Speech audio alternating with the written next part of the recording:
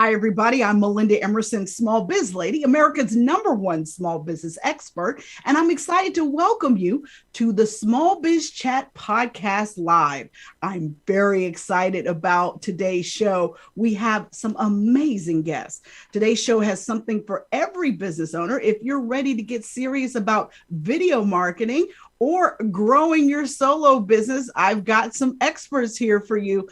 And let's say your business mindset might be the reason why you're not getting the results you want. Well, I have an expert here that's going to help all of us get our mindset together. Now, if you have been thinking about your business and thinking about how 2021 went, and now thinking about what you want to have happen in 2022, you're in the right place, because all of my experts here tonight are going to give you tools and tips to take your business to the next level. The mission of the Smallbizchat podcast is to end small business failure. We are a peer-to-peer interview show that gives small business owners a way to get invaluable business advice. So now our podcast can be seen on my Small Biz Lady Facebook page and my YouTube channel. So don't go anywhere. We've got an amazing show for you. Tonight's guest, our sales expert, Julie Hansen. She's going to be helping all of us small business owners develop powerful relationships with prospects using video. And we have small business expert Ramon Ray, and he's here to talk about his brand new book, Grow Your Solo. And for those of you who might be looking for a business coach, I've got Kirsten Franklin in the house, and she's going to be talking to us about how our mindset affects our results in our personal and our business lives. So you want to stay tuned for that interview as well. Now, let me introduce my very first guest. Video can put you in front of customers, but it can create a relationship that requires a unique skill set. Luckily, actors, reporters, and other on-camera pros have already unlocked the secret to creating personal relationships on video. In today's Smallbizchat interview, actor and video expert Julie Hansen shares key on-camera techniques from her new book, Look Me in the Eye, using video to build relationships with customers, partners, and teams to help you connect more and sell more on video. For more information, you can go to juliehansenlive.com. Julie, welcome to the Smallbizchat podcast. Thank you, Melinda. It's so great to be here with you. Oh gosh, I am so excited. I was, as a former television producer, when I saw your book, I was like, yeah, I'm glad somebody's breaking this down. So I'm so excited to have you here. Now, one of the things that's been really interesting about what we've observed in 2021, I feel like 2021 is like the year of TikTok. Right? I mean, like short form video is like everywhere. And a lot of people have been saying that video is really the future of marketing. And I really wanted to kind of get your thoughts about, how important video is going to be to marketing and sales efforts going forward. Well, it's funny you say that, because isn't video the present of marketing, right? I mean, it's not like we're without it. And certainly from everything that we've read about video and the results people are getting, why would we not continue to use it, right? We get higher open rates when there's a video. Certainly, TikTok and Insta Reels have been great success stories as far as, getting engagement. So there's a lot of potential with video. And I think the interesting thing is, there's still a lot more growth to be had. I mean, it's a little too late to be early to video, right? There's a lot of people on video. There's 1 billion users on YouTube, but there's still a window of time where you can stand out. It's going to get harder and harder to stand out, right? Because as people jump in, so that's something to be really aware of, that now is the time to dive in if you're thinking about it. Definitely. So let's talk about short form video. Now, I know there is YouTube University, right? So let's not get it twisted. YouTube is the king of video, certainly long form video. But are sites like TikTok and Instagram Reels putting pressure maybe on YouTube. I am aware that YouTube created YouTube Shorts earlier this year. So it's like, okay, like, so is there a market for this 15, 30-second, 1 minute video content versus the 3, 5 to 10 minute content, that may be prominent over on YouTube? Like, is there a difference? Is there a difference in styles that you have to use for the different types of platforms? That's a great question. I think, first of all, there is a great appetite for short content. It sort of corresponds with how our attention spans are continually declining, right? Pretty soon they're going to be 2-second videos. But absolutely. I mean, the proliferation of the different platforms speaks volumes. Like, people wouldn't put money into that if they weren't seeing results. As far as the differences between the platforms, I think you have to think about, where's my audience? Where's my audience hanging out? I know that TikTok tends to be a younger audience. It's a broad generalization, but, think in terms of, is my audience on TikTok? Are they on Insta? Which Instagram tends to be, has 90% of Instagram's audience is global, right? So those are things to consider before you dive in. Sure. But just really thinking about, how to build relationships with video. Because I found, I decided to dive into TikTok this year.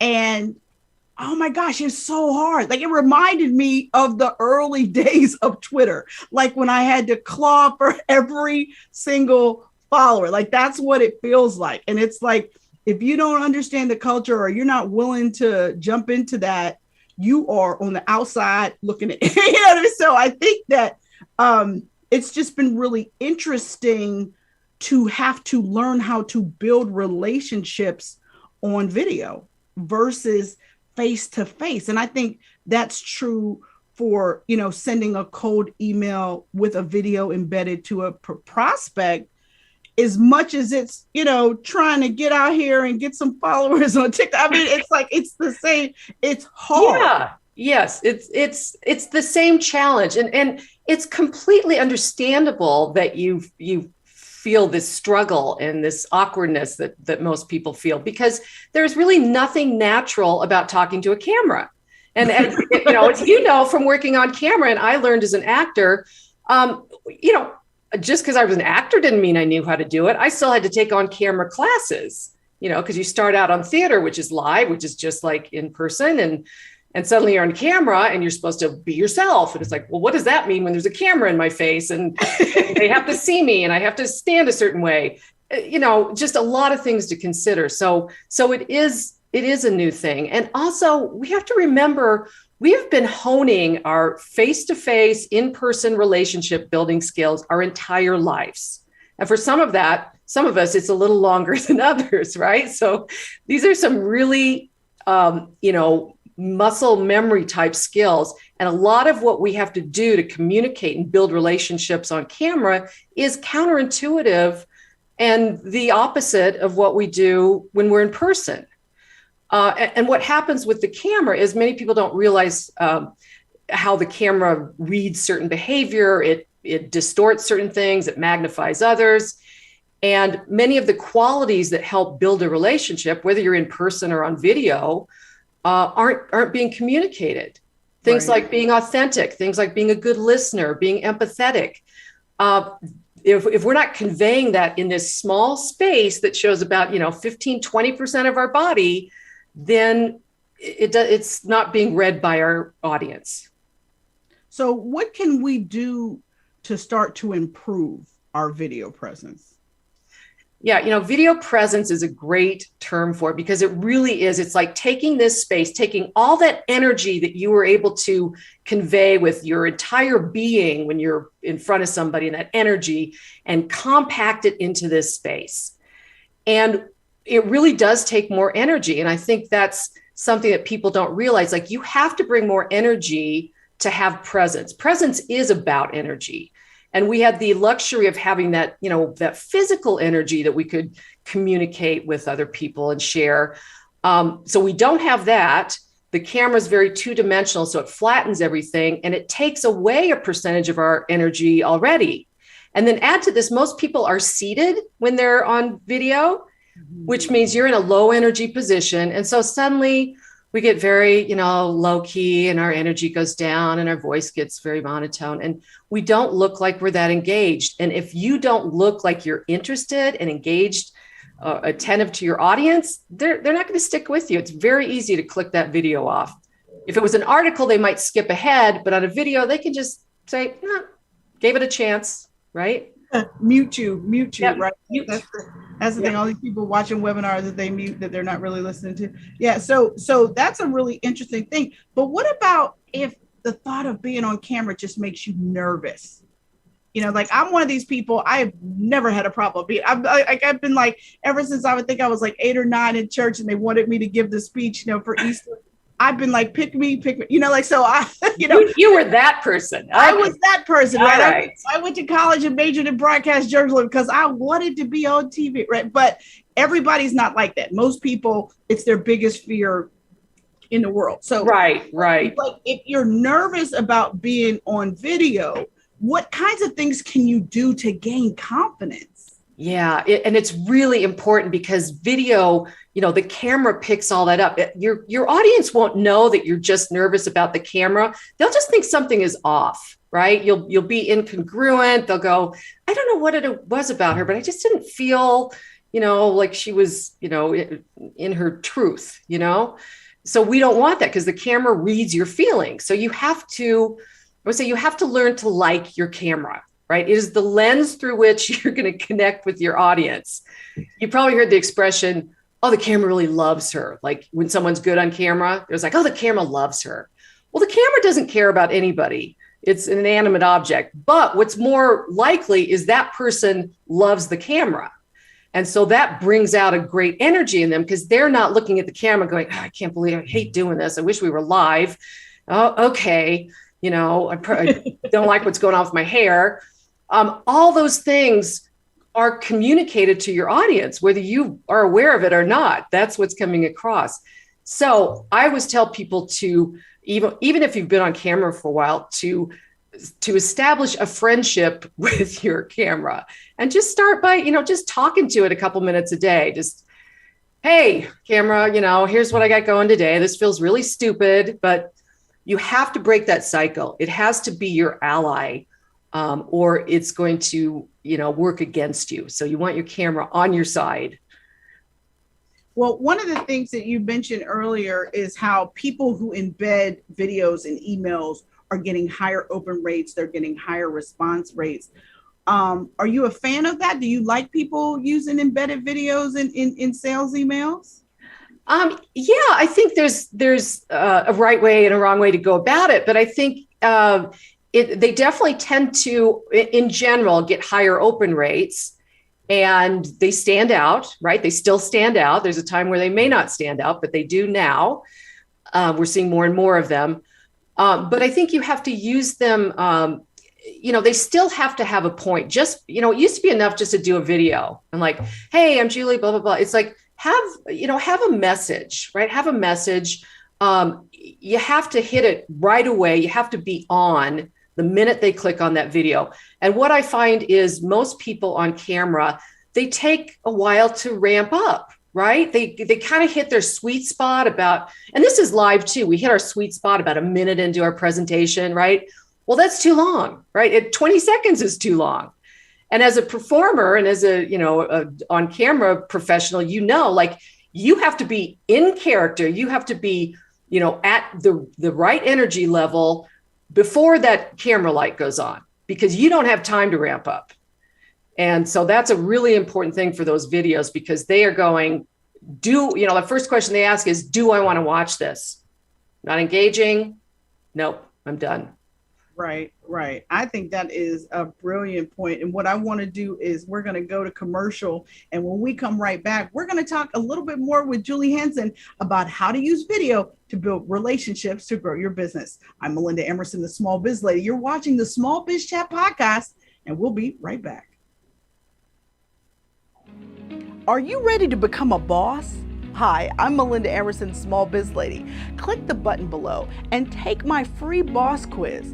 This assessment will help you learn your entrepreneur type and find the right business model for you. Get this information about the number one asset in your business. Yeah, that's you.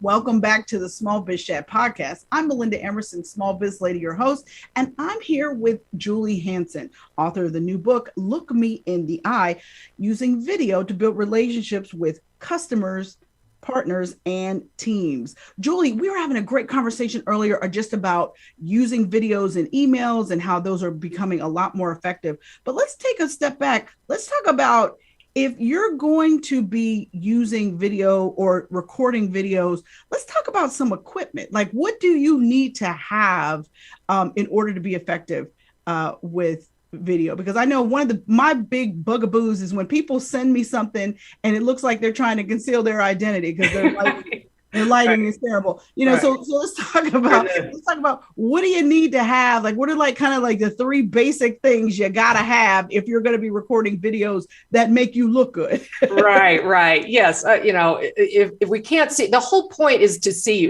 each other's face, particularly your expressions, your eyeballs. So if you're not lit well and we can't, we have to struggle to see who we're talking to, that you defeat the purpose, right? So good lighting, absolutely. Lighting that shifts with you throughout the day, like having multiple setups or knowing at a certain time you got to amp up the artificial light. Don't have to spend a ton, but just make sure, you can buy a ring light or, it just depends on your environment, how much lighting you need to bring your face to life. And then, people are not going to tolerate poor sound. That is right up there with, they may actually stay on if they can't see you as well, but they will not tolerate a muffled experience, right? So it's absolutely important to use a good mic and use a good camera. The same is true. Like everybody needs to step up and, if you don't have an HD camera, if you're using the camera in your laptop, those are usually not high enough quality to get to make us feel like we are sitting across from you. That's what I would say is the goal is to make us feel like, we're just sitting across from each other having a cup of coffee. And I can't feel that way if you're kind of grainy and I can't hear you well. So yes, I'd say those three things are absolutely vital. I couldn't agree with you more. And certainly as a former television producer, I'm going to say 3-point lighting. I'm going to say ring lights, yes. Some cowboy lights. They're cheap, but they're really good for filler. I have this great light on my desk that's actually from LomCube. It's actually an edge light that just, right on the desk. So I have 3-point lighting. 3-point lighting, you want a little bit of light all around you. So that's really important. Mm-hmm. And so definitely I'm 100% in agreement with everything you're saying. Now let's talk about teleprompters. I see a lot of people using teleprompters poorly. I see some other people who use teleprompters effortlessly. What's your thought about that? Are you a yay or nay on teleprompters? I tend to say nay because it is difficult. It is difficult I'll say it's impossible if you don't have any training on it. There are very few people that are natural teleprompter readers. It is a skill. I took a class on teleprompter reading and I'm not sure I still know how to do it, right? It's very difficult. It's very difficult if you're not a trained actor to know how to take lines off a script and make them sound as if you're just saying them in the moment. Now, if you want to work on that skill, that's great. Do that, but do not practice on your customers or your audience, right? Mm-hmm. Make sure that you really do have that skill down before you take it to the big time. 100%. All right, last question. What is the best business advice you've ever gotten? Oh, gosh. I would say this refrain keeps coming up in the past couple of years, so it speaks to me now, which is imperfect and done is better than perfect and undone. And I think that speaks to video too, is what we tend to be very critical of ourselves when we're doing video. And of course, if we're recording it, then we have opportunity to, fudge with it or redo it. There's a point where you have to let it go, and you have to be able to observe your videos, review them without being as so critical as only we are to ourselves, and understand that your audience isn't going, why is her eyebrow doing that? That was kind of a weird look she made. Right. So being a little more, forgiving and more objective with yourself, and just, you got to put it out there eventually. Good stuff. Good stuff. Thank you so much, Julie. I really appreciate your valuable insight. Up next, we're going to be talking with small business expert Ramon Ray about how to grow your solo business. You're watching the Smallbizchat podcast. I'm Melinda Emerson, and we'll be right back.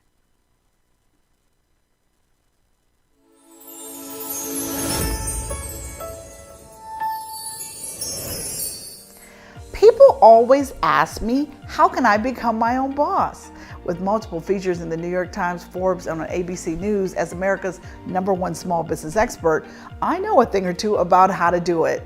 Hi, I'm Melinda Emerson, Small Biz Lady, and I've been coaching small business owners since 2008. That's right, I've been helping small business owners plan for success since the last recession, and I'm still here reaching over 3 million small business owners a week online. I've spent the last 12 years compiling exactly what I did to become my own boss.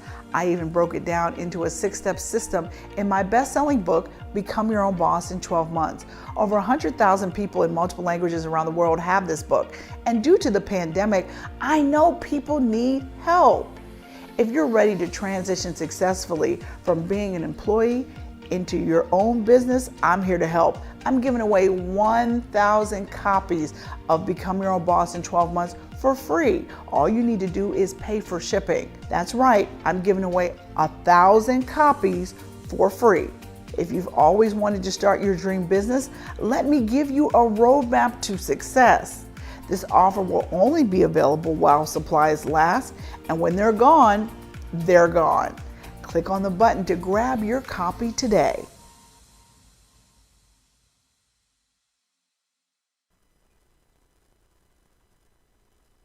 Hi, everybody. Welcome back to the Smallbizchat podcast. I'm Melinda Emerson, Small Biz Lady, America's #1 small business expert. And I'm very excited to introduce my next guest.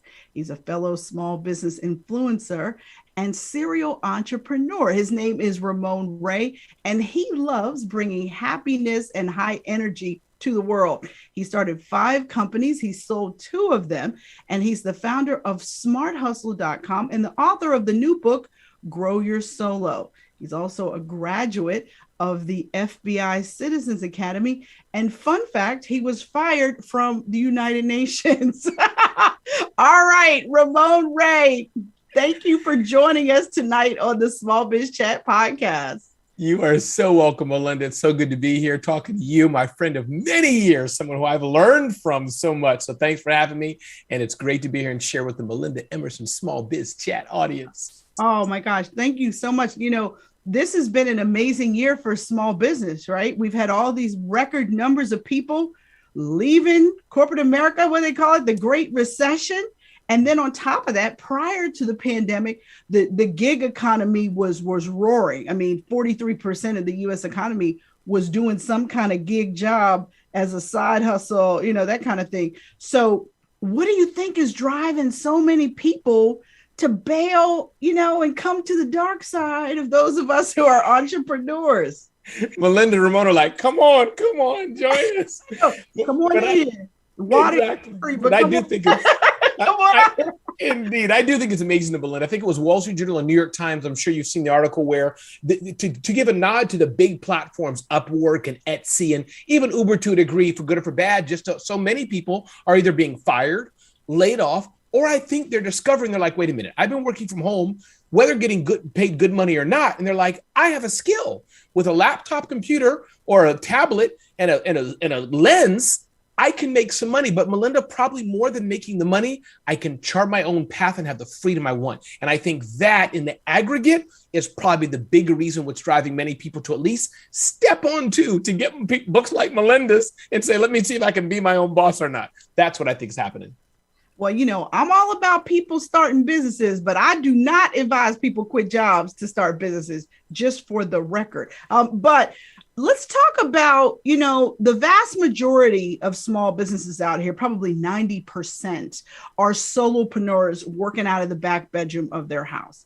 So why do you think being a solopreneur is so popular versus getting out here, getting office space, getting you some employees and payroll? Like, why do you think people sort of like take this nascent step of like sort of like being a solopreneur? Yeah, I was talking to a friend of mine a few days ago, Melinda, and he was saying that the headlines cover the billion-dollar brand, the billion-dollar valuations. We sold our business for only 3 trillion or whatever it may be. But Melinda, as you know so well, there's this huge market of smaller businesses like myself that are solo business owners, either literally solo or we have small teams. I have 5 people on my team, all 1099, for those who don't know, meaning contractors on my team. That's a solo business, Melinda. Less overhead, sometimes less headache. As my friend Seth Godin says, I can do what I want with who I want, and serve who I want. So I think those are some reasons why the aspect of small is important, because some people do want to, serve 1 billion people like McDonald's. What is it, 1 billion, whatever. But some of us, we're like, I want to provide for my family, support my local community or church. And Melinda, with no shame, I must say, as you know, you've seen my journey, that's my world. I can't help you build $1 billion company. I can help you build it to 1 million or 2, but not some Tesla-sized company. That's not me. Right. And it's good to know what your skill set is, for sure. So let's talk about this. So your book, Grow Your Solo, why did you write that book? Yeah, I think I realized, Melinda, that there's so many people indeed, all they want to do is have a solo business, but they're missing a few key things. They're missing, how can you scale small? They're missing things like, I can have a team, but I don't have to have a team of 50 people in some big gleaming office tower. They can have a solo business and maximize profitability. They can have a solo business and still be happy and not like hang their head. Yeah, it's a stamp collection company. No, raise your head. It's a real business. It just happens to be a solo business. So I wanted to give inspiration that you can indeed grow your solo business indeed. And that's what it's all about. All right. So let's jump into it. What are your top tips to do that? What do I need to do to grow my solo? Indeed. Thanks for asking. Top tips are, I think, 1, maximize it productivity. I think that's one thing that's very important, Melinda. I'm sure you have friends, and I have friends. You look in their inbox and it says like 45 million emails unread. You just can't do that. So you have to be able to maximize your productivity. 2, I think being able to say no. If you're going to grow your solo business, you can't say yes to everything. 3, one of the first hires many people, especially those listening, Melinda, and just starting out as they're on that journey of growing their solo business, hiring an executive assistant, online business manager, whatever you wish to call them, but at least that one extra person that can give you the edge, that can kind of 10x yourself. Those are a few things I would say as you're looking to grow your solo business. You definitely can do it. You can scale it and you can live the life you want. Because let's face it, Melinda, our businesses should serve us. I am tired of us serving or being slaves to our business. Amen, brother. I'm like saying amen. So, but let's talk about that though, because it's interesting that you talk about they need some kind of executive assistant or, online manager. I believe when you're ready to scale, you got to hire a salesperson. Like you've got to get someone else in your business thinking about how your business makes money other than you. That's the only way you're ever going to really get free from it. You've got to build a business that can run without you ultimately, or that you can build systems so that other people can fill in the things that you're just not good at. And sales may be one of those things. So when you're thinking about scaling a solo business, how important is branding when it comes to sort of like building a solo business? Yeah, branding's, everything. I want to say everything, but then there'll be 10 things that are everything. But here's what I mean by everything.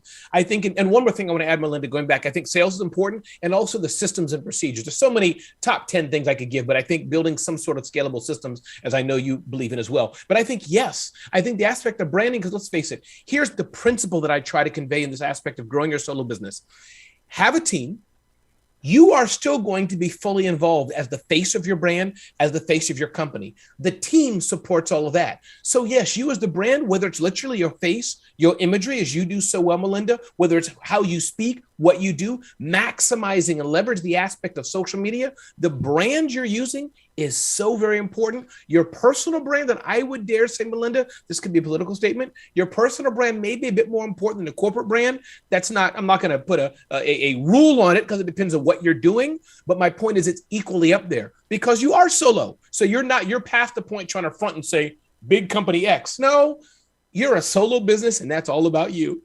Sure. I mean, and especially my business, right? So I'm the small biz lady, and that's almost like my superhero moniker, right? So how do I separate myself from my business? I kind of can't. I am the businessman, So, so let's talk about when you're bringing on your team. Sure. Can you build $1 million brand solo business? Like how do you get intentional about building $1 million solo business? Sure. And I want to give props to our mutual friend. I'm going to look at my shelf here. Elaine Fodelta, I believe, as you know, her book, $1 Million One-Person Business, kind of echoes this as well. So I think how to do that, Melinda, the $1 million business, I think it comes with two things. One, it is that aspect of what I'll call gentle or small giant, hearkening from Bo Burlingham's book, Small Giant Scale. That's one, where the systems come in.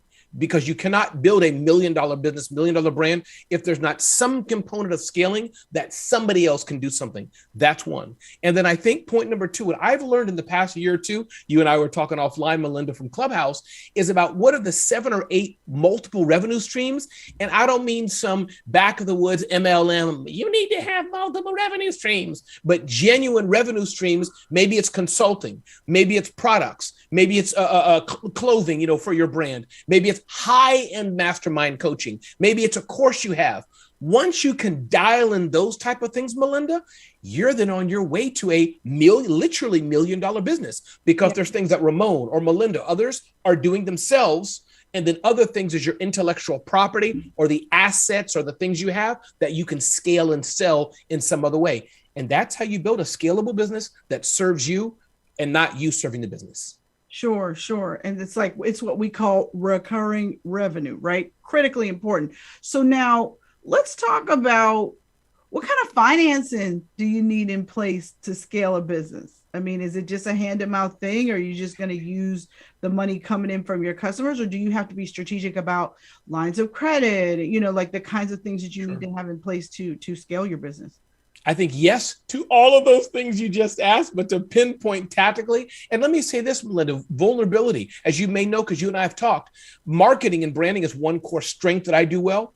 Finance is not my cup of tea, but I've had to learn it, Melinda, over the past several years to build the bigger business. So I'm telling people here, I've had to learn this. So I think a few things. One, definitely maximize your profitability. Stop focusing on that gross only and saying, hey, we're a $3 million company or a $500,000 company and you can't pay yourself. I see your echo of agreement. Right. It ain't about what you make. It's about what you keep.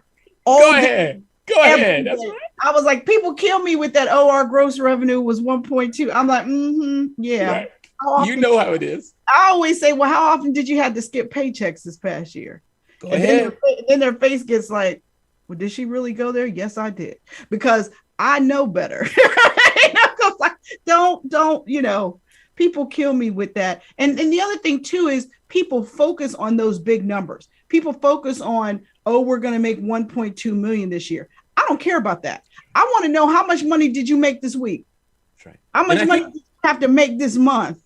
Because I think people can hide behind these big numbers and they can pretend. And I'm like, no. I want to know how much money did you have to make this week? That's how you know whether or not somebody really knows their numbers and is really on top of what's going on in their business. All right. So how can a solopreneur build a business that they can sell someday? Yeah. And that's a great question. It is tough to do if your face, as mine is for some of my brands, attached to it. But here's how you can do it. And because I've done it twice. A, build relationships with the person you want to sell to now. So that's one. Having tea, having coffee, LinkedIn. So you're not a stranger. So in 2 years, 5 years, 10 years, they're like, yeah, that's my boy Ramon. That's my girl Melinda. I trust you. So that part's out of the way. That's one. I think point two, not only that precise person who you want to sell to, but now start to model them. Let's play me and you, Melinda. I want to sell a business to Melinda. So it's Melinda. I covered that. Part number two is who's like Melinda. Okay, people like this, people who are doing this. That's point two. And then three, you have to build in the things to your business that can last. Doesn't have to be day one, but when they buy it, how does it flow as you quickly or slowly? Golden handcuffs, exit it after the first year when they acquire it. If you do those three things, I think you're well on your way to selling something that's an asset. Oh, and I must say, Melinda, know what you want. Are you retiring? You just want a pile of money? Or are you middle-aged and you're like, you know what? I have some time to get my money gradually. Those things will affect the cost because we all have reasons for why we do what we do. Sure. I love it. This is such a great conversation. Listen, you are listening to the Small Biz Chat podcast. I'm Melinda Emerson, Small Biz Lady. Stay with us. We'll be right back.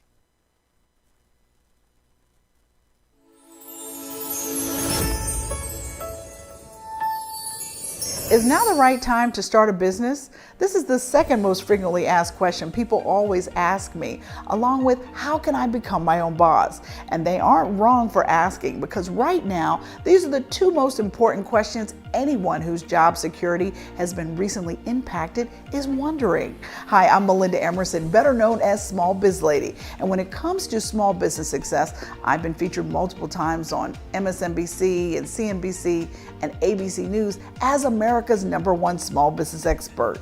Since the last recession in 2008, I have helped many small business owners plan for success, and I'm still here, reaching 3 million entrepreneurs each week online.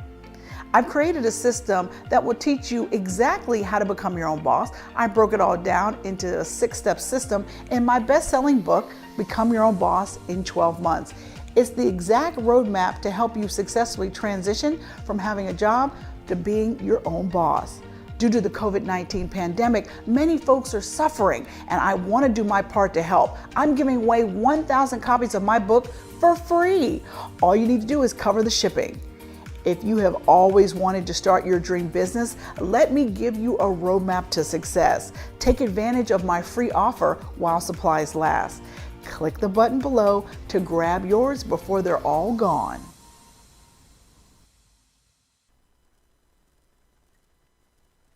Hi, everybody. Welcome back to the Small Biz Chat podcast. I'm talking with my guest, Ramon Ray, about his new book called Grow Your Solo. All right, Ramon, let's jump back into it. What are the top mistakes people make when trying to scale a solo business? Yeah, I think top mistakes people make, Melinda, and again, people can look at that at growyoursolo.com. I think one is trying to scale too fast. 2, trying to say yes to everything. I think 3, not explain to their family what they're doing and losing the family dynamics. Those are 3 things I think that people do when they're trying to scale too fast that they do wrong. What about time management? Isn't time management critical for a solo business because you're like doing 10 to 12 jobs at one time, right? So how can you do a better job of really kind of, getting your email to 0 every day? Sure. I think a few things. 1, schedule your meetings shorter. Prioritize your meetings. Everybody is not equal. Sorry, this is America. Everybody ain't equal regarding business and relationships. And I think point 3, you have to be able to delegate, filter, forward, delete, read later. All those things you have to do, because not, as you know, Melinda, that email monster is going to swoop in and choke your neck. So you have to deal with it as it comes in on a regular basis. I love it. All right. What's the best business advice you ever got, Ramon? Well, best business advice I got was from Mr. Chidambaranathan at the United Nations before I got fired. And I honor him in his accent. I'm honoring him now. Ramon, don't write the email now that you're angry. Write it tomorrow when you're not so angry. And I say that in love. I honor him, Mr. Chidambaranathan. He said, slow down. Oh my God, you are too much. Listen, thank you so much, Ramon, for being here. Don't go anywhere. We're going to bring you back. But up next, we're going to be talking with business coach Kirsten Franklin, and she's going to be talking to us about how your mindset affects everything that you do. I'm Melinda Emerson. You're watching the Small Biz Chat podcast, and we'll be right back. Hi, I'm Melinda Emerson, Small Biz Lady, and I want to welcome you to Small Biz Lady University. Our mission here is to end small business failure. So all of the courses here are about two things: how to become your own boss or how to make money online. So that's what we do here. So whether you want to learn about email marketing and sales funnels, or you're ready to get started with social media selling, or if you're really just getting started with e-commerce, you might want to jump into our How to Sell and Market Online course.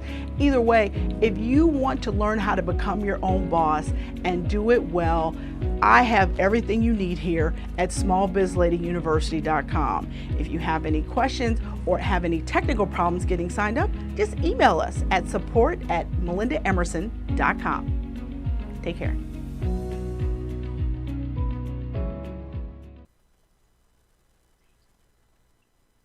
Welcome back. We're here with the Smallbizchat podcast, and now it's time for my next guest. She is what we call a recovering attorney turned entrepreneur. Her name is Kirsten Franklin, and she's a life and business coach and founder. And she's also a coach who works with everyone from C-suite executives to professional athletes and small business owners. She's helped over 1,000 individuals to date, and she's known for helping her clients achieve rapid success. To learn more, log on to KirstenFranklin.com. Kirsten, welcome to the Smallbizchat podcast. Hey, Melinda, nice to be here. Thank you for having me. Oh gosh, I'm excited to have this conversation. But first, I want to know, how does one go from being a recovering attorney to deciding to become a business coach? I got to hear this story. You know, it was one of those things where passion just met opportunity. So I have been all about psychology, listening to Tony Robbins since like the 90s. And it was just my passion to, really understand self-development, psychology, behavioral science. And I took that into my practice as a lawyer, right? Really kind of understanding, what are people saying when they're not really saying it? How can I understand where they're coming from so I can understand what they're trying to convey, right? In depositions and trials.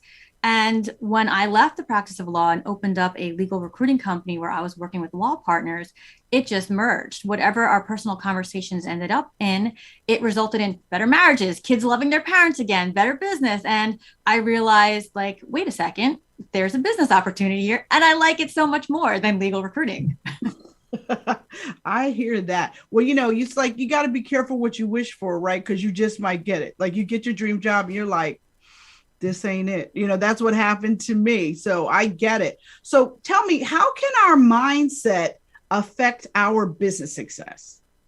Well, I'm going to tell you that your mindset affects everything. If everyone listening just takes a look around at your reality, if there's something you don't like, I guarantee it's because you have a certain mindset that is producing that result. So if you are looking for business success, it's really about the language in your head, your definitions, how you're perceiving the world. It's all of that. So what is the difference between sort of like a growth mindset versus a fixed mindset? Yeah, it's a great question. Carol Dweck really defined that. And just in simple terms, if you want to think of fixed mindset as like almost like you're genetically coded and say you're only going to learn up to algebra, but you're never going to learn trigonometry because it's just not possible. It's fixed. The most you're ever going to learn is algebra. That's a fixed mindset. You're never going to be the business person, even if you want to, because it's not genetically coded into you, right? Where growth mindset, it's just anything is possible. There's limitlessness and you can do whatever you want. And it's just a matter of having your mindset back you up and actually achieving that with your drive and consistency. How important, though, is our skill of being able to reflect in terms of keeping a healthy mindset? It's extremely important. So I, really go through a 3-step process when it comes to mindset. And the very first thing is awareness.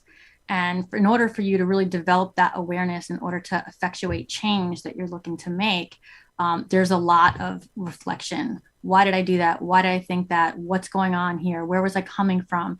And a lot of stepping back. I hate to sound like, I'm sure a lot of people here have heard, but a large majority of this is put into you before the age of 7.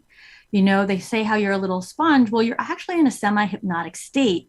What's not fair about that is you have no frame of reference, right? How do you know if this is good or bad? Or, a perfect example, kids of divorced parents, They felt that their infiniteness wasn't good enough because they couldn't fix a relationship, but that's a perception based at an age where they think they can fix everything, that they're all powerful beings, right? They don't know yet that these two adults have their own issues, right? But that goes with them for the rest of their lives. And that affects how they see the world and interpret the data from that point forward.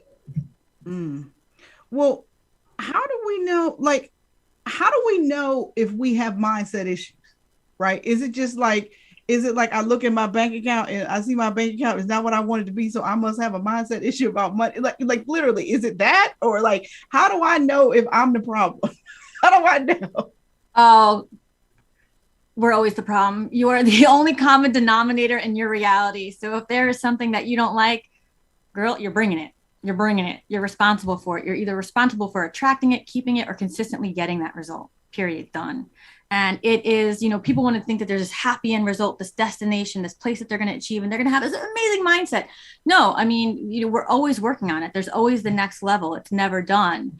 But if you look around again at your reality, you don't like something's pissing you off. You don't have great relationships. Your business isn't going where you want it to. Mindset, thoughts, done.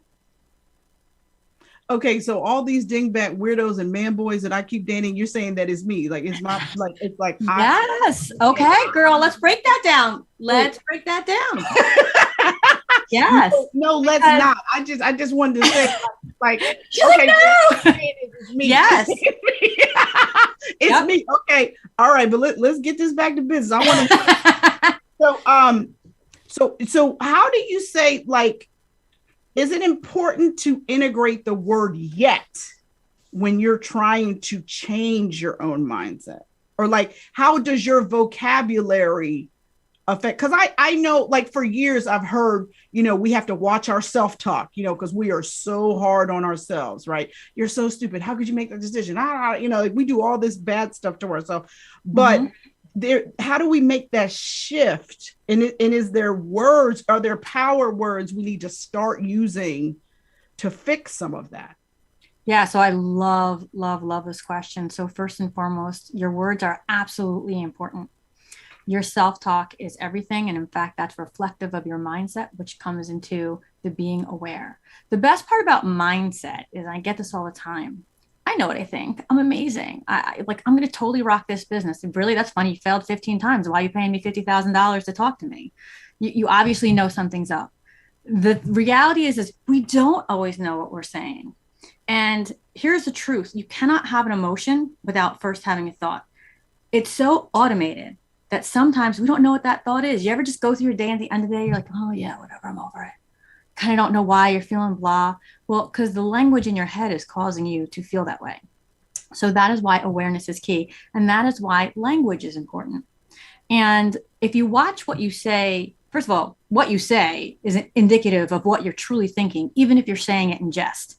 Okay, just be aware of that. Because a lot of times, especially for women, we'll say in that kind of negative, jokey kind of way, like, oh, I'm such an idiot. I made that left turn again. But what you're really saying is, damn, I made that left turn again. Like, what's wrong with me? But you think you're saying it in this light, funny way. But no, it's indicative of what you're really thinking. So your language matters.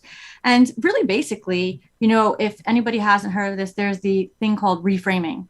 So if you are aware of what you're saying, you can write that down and then really think about how you would like to restate that in the positive, right? And you just can drill that in. I've done this when I was, walking my daughter to school. All I ever wanted to do, be that mom, walk her to school, drop her off, pick her up. Got super, super aggravated at one point. Like, oh my God, I can't believe I have to do this. If I didn't have to walk you to school, I'd be at this meeting. I'd be like, that's a $500,000 deal. Like, what am I doing? Right. All because of the language in my head. But I changed it to, I get to. And I had to shove that down my throat every second. Oh, the second it crept in my head, oh my God, I get to. And what I really did was feel it. Like, actually, I get to. I'm alive. I have the ability, the money, the time. That deal doesn't really matter in the bigger picture. And I get to. All of a sudden, even to this day, that was when my daughter was 4 years old. My daughter's now 13. Morning walks, morning trips to school and back, best time ever. Love it. I think that's really important. So when we think about this, how can we embrace our failures to boost our mindset? Because I do think we have to own failures, right? We can't pretend like failures didn't happen. Yeah. So first of all, failure, it's like language. How are you defining that? Why is it so impactful? Why is it so painful if you're trying to avoid the word failure or feel like a quote failure, right? It's again a reframing of the mindset, the definition, the story that you tell yourself around the word failure, right? When you reframe that and you're like, no, dude, I failed again. This is awesome. Look what I learned, right? It's a reframing. And when you can reframe that, you can really see it for what it is. It's an action that got a result. Did it get the result that you were hoping it would get? No. But what did you learn from it? And move on. Love it. Love it. This is so interesting and impactful. Tell me something. What is the best business advice you've ever been given? Oh, man. Don't take things so seriously. Can you imagine? Here I am, this competitive cheerleader, equestrian, athlete, building businesses. And I was determined that it was going to go down this way. It's going to look this way. It's going to have this result. I know for a fact, if I engage in XYZ consistently, persistently, I'm going to get this result. And when it didn't happen, the failure, I had a mentor that was like, no, dude, let go. Like it's always a SHIT show. It's never going to be what you think it is. Let go of it. Relax. Yes, you still have to be consistent. Yes, you still have to be driven, but don't hold so tight on the result you have to get, right? Be a little bit more fluid. Let go. Well, and I think that's indicative of entrepreneurship anyway. Like you got to be flexible. You can't fall in love with your idea or your customers because both of those things can lead, right? So you got to make sure that you roll with the punches and you're supposed to grow, right? You have to grow yourself to grow your business. Kirsten, thank you so much for being here. That is so, so helpful. And what I want to do now is bring back our other guests because it is time for what we call the Hit It and Quit It panel. So everybody come on back. Julie Hansen, Ramon Ray, Kirsten Franklin, you guys all come back because now what I'm going to do is ask each of you a business question.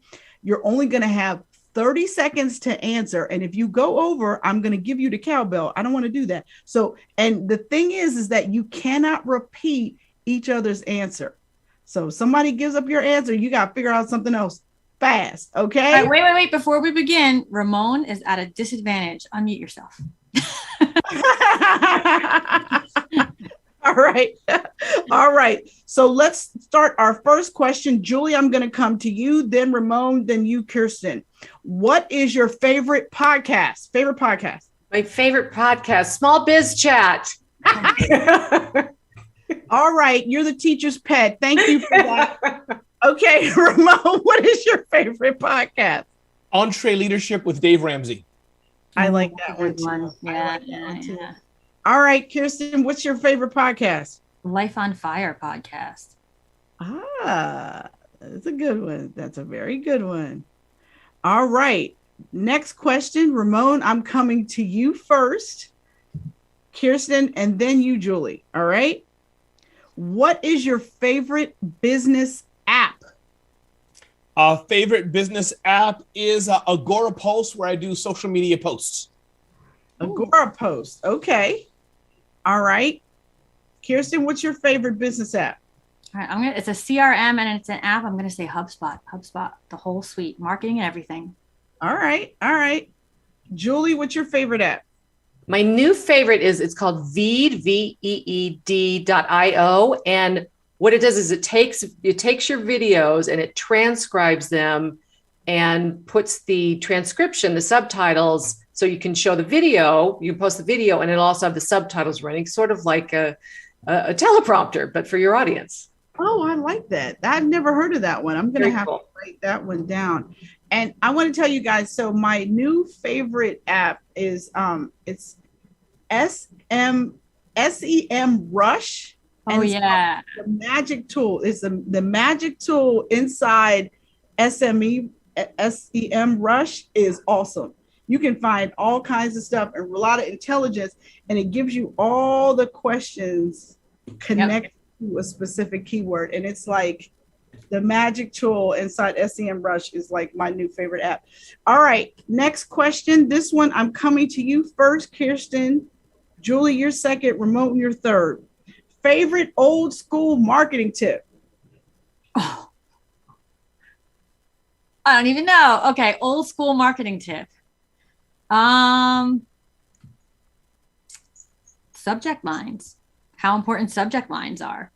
Subject lines, very important. Email marketing, subject lines, very important. All right. Ramon, you're next. Favorite old school marketing tip? In lieu of COVID and social distancing, my favorite old school marketing tip is as follows.